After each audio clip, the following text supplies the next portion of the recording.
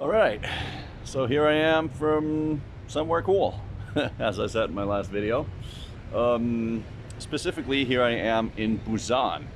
And if you don't know what Busan is, it is the second biggest city in South Korea. Also, if you do know what it is, it's still that. Okay, anyway.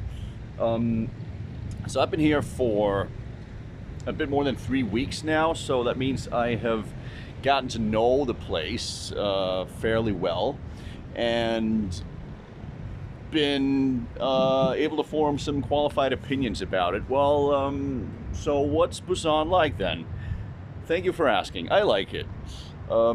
It's not my favorite country in all of Asia, but it is very Asian altogether. It does have some interesting cultural idiosyncrasies.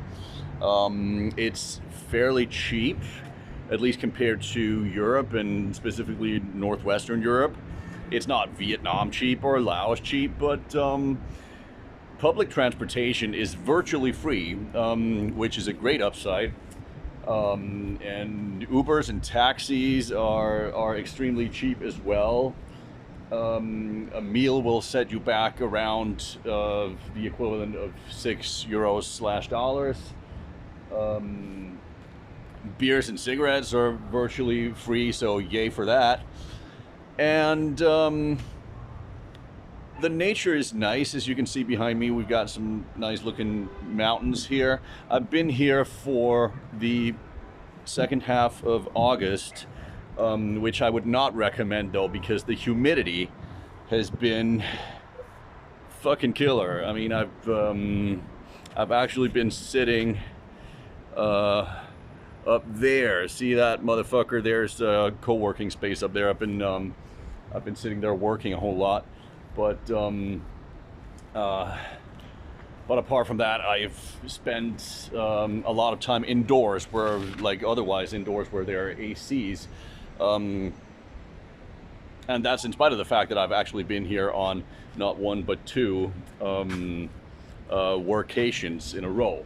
In fact, I'm at my second one right now. Anyway, what else does Busan have going for it? Well, Korea, or at least South Korea. I don't know about the guy up north, but one thing that really surprised me about South Korea is that it is apparently one of the safest places in, if not Asia, then the entire world.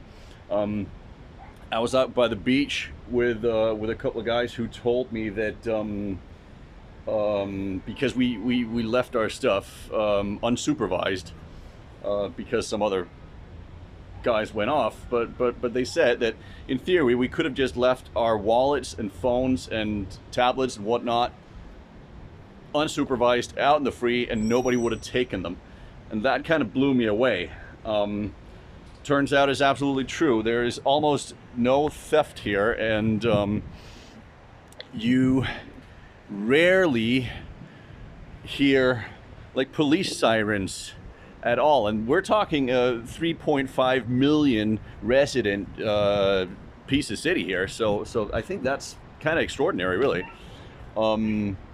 So that's a huge upside. Apart from that, the people are really friendly, and their English is crap, but they're trying their best.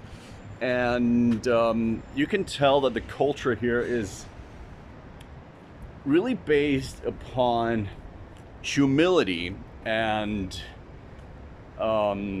respect and generosity and